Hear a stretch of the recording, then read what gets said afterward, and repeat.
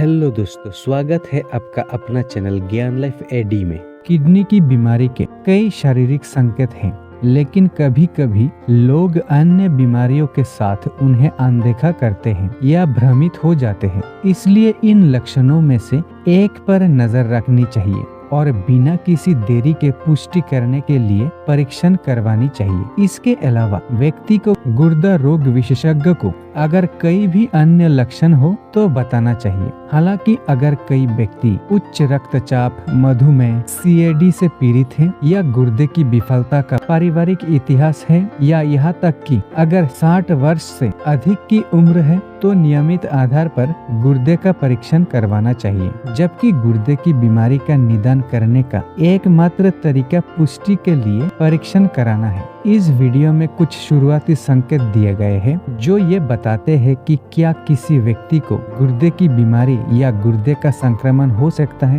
Number 1, टखनों, पैरों या टांगों में सूजन। गुर्दे के कार्य प्रणाली में कमी से सोडियम जमा हो जाता है, जिससे आपके पैरों, चेहरे और टखनों में सूजन हो सकती है।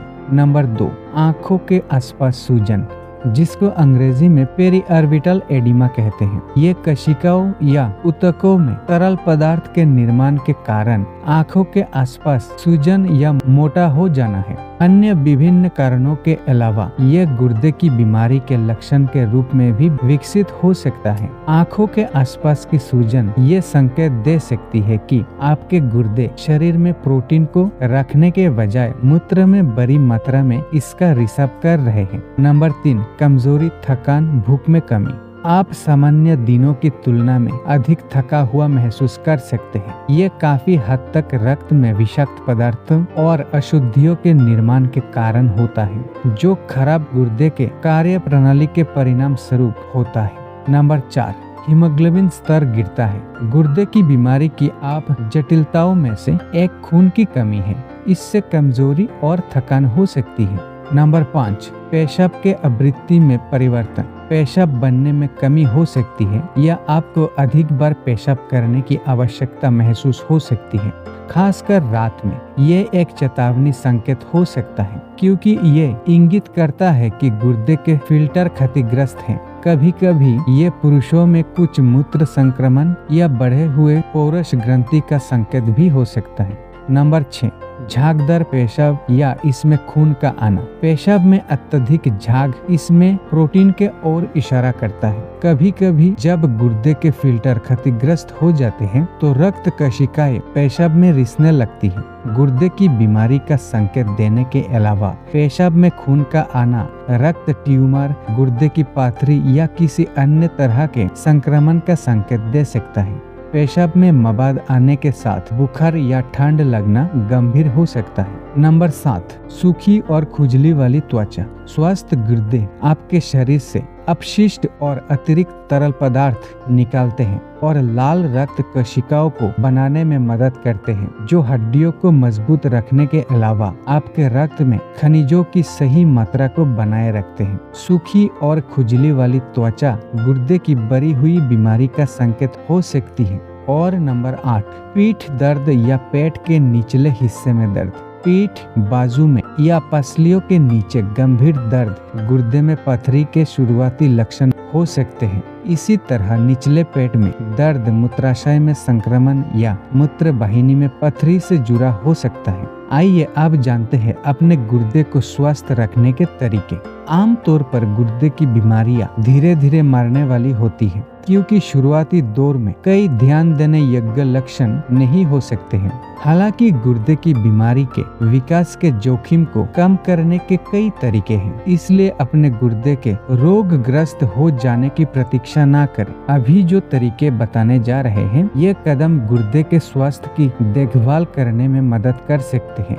नंबर 1, खूब पानी पिए। ये आपके गुर्दे को स्वस्थ रखने का सबसे आम और सरल तरीका है। बहुत सारे तरल पदार्थ, विशेष रूप से पानी का सेवन गुर्दे को शरीर से सोडियम, यूरिया और विषाक्त पदार्थों को साफ करने में मदद करता है।